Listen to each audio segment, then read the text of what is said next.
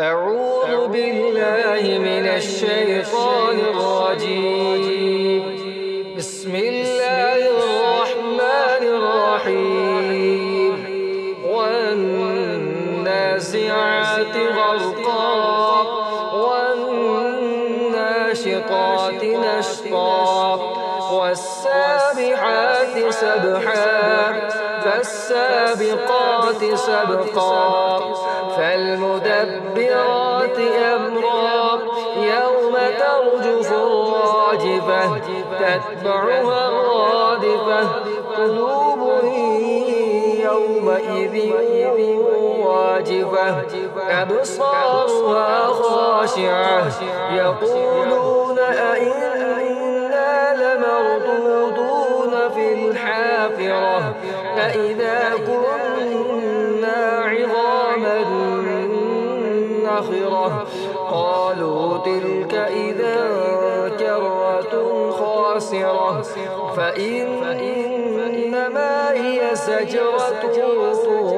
واحدة فإذا هم بالساحرة هل أتاك حديث موسى إذ ناداه ربه بالواد المقدس طوى اذهب إلى فرعون إنه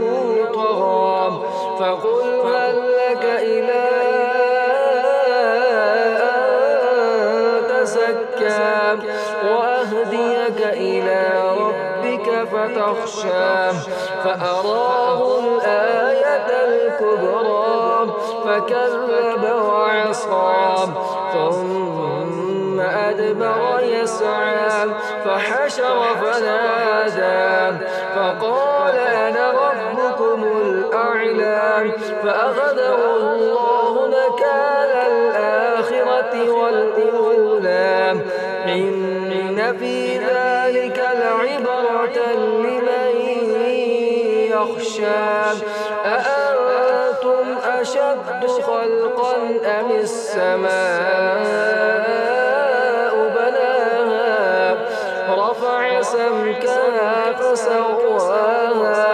وأغطش ليلها وأخرج ضحاها والأرض بعد ذلك دحاها أخرج منها ماءها ومرعاها والجبال أرساها متاعا لكم ولأنعامكم فإذا جاءت الطامة الكبرى يوم يتذكر الإنسان ما سعى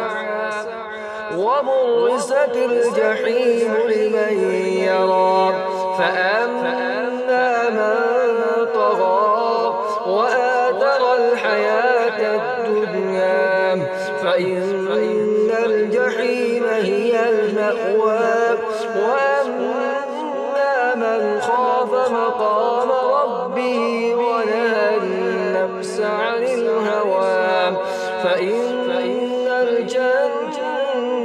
هي المأوى يسألونك عن الساعة أيان مرساها فيما أنت من ذكراها إلى ربك منتهاها إنما أنت منذر من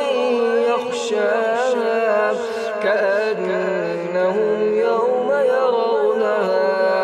كأنهم يوم يرونها لم يلبثوا إلا عشية أو ضحاها صدق الله